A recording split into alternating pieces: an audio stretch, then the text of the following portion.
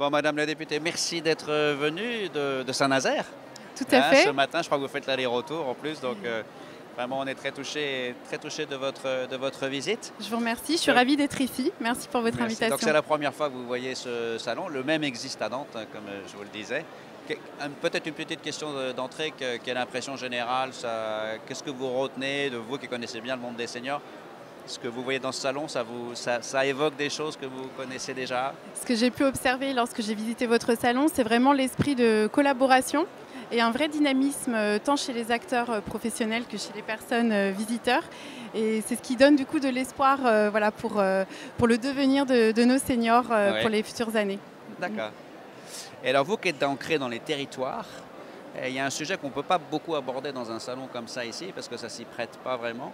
Mais j'avais envie de vous entendre sur la politique de la ville ou la politique du département, enfin la politique des instances publiques territoriales pour faciliter la vie des seniors. C'est tout le réseau des villes amies des aînés par exemple, dont Nantes a rejoint il n'y a pas très longtemps. Voilà. Quel est votre sentiment sur ce sujet-là? Je pense qu'il y a une vraie prise de conscience sur les territoires, qu'il faut vraiment tout mettre en œuvre pour améliorer le quotidien de nos aînés.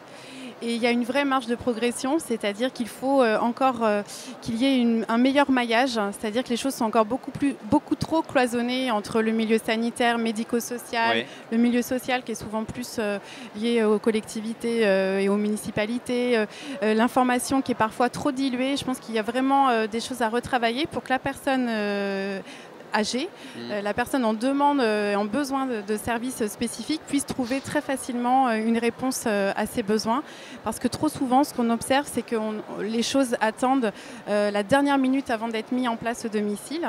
Et c'est là tout l'objectif de votre salon, c'est justement travailler sur la prévention en amont voilà, du vieillissement qui ne doit pas être vécu comme une fatalité, mais comme voilà, un parcours de vie et une chance pour tous. Et c'est quelque chose qui est universel.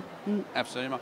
Et le maintien à domicile ou le rester chez soi, ça vous paraît être la priorité? C'est ça que vous avez envie de défendre dans les projets que vous portez? Je pense que pour une certaine partie de la population, effectivement, cela doit être développé. On ne pourra pas échapper pour certaines personnes qui ont des grosses pathologies avec des grosses dépendances, l'institutionnalisation. Mais on sait que le nombre de personnes âgées va énormément augmenter pour les 10, 15, 20 années à venir.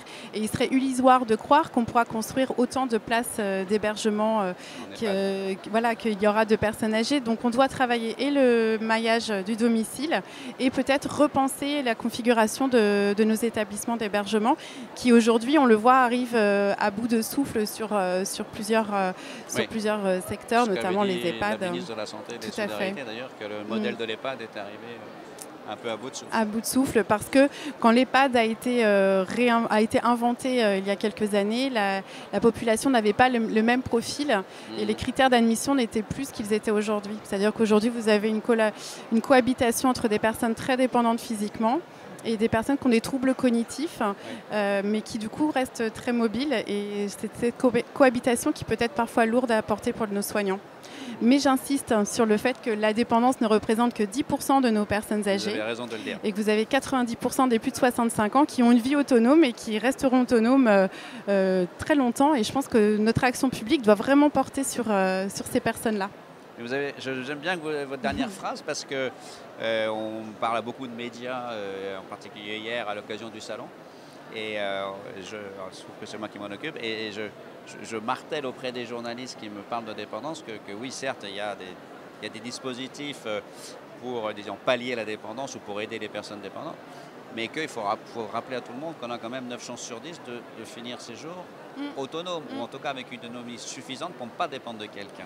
Tout à fait. Je pense qu'on doit vraiment positiver le message, ne pas stigmatiser les personnes dépendantes parce que ça provoque des peurs et c'est contre-productif à l'essor d'une société qui a une vraie chance d'avoir une population qui vieillit et parce que ça apporte de la solidarité, ça développe le monde associatif, de la transmission aussi parce qu'on a beaucoup à travailler avec les enfants, expliquer de manière pédagogique qu'est-ce qu'est le vieillissement, comment est-ce qu'on doit respecter nos aînés, est-ce qu'ils ont à nous apporter. Donc, vous avez des expériences là-dessus de transmission transmission du sujet du vieillissement, de pédagogie du vieillissement auprès de générations plus Pas jeunes? suffisamment, je pense.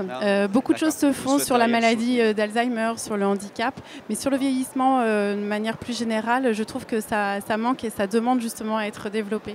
D'accord. Voilà. Écoutez, merci beaucoup pour votre présence. Merci à vous, monsieur. Merci à vous, madame la députée.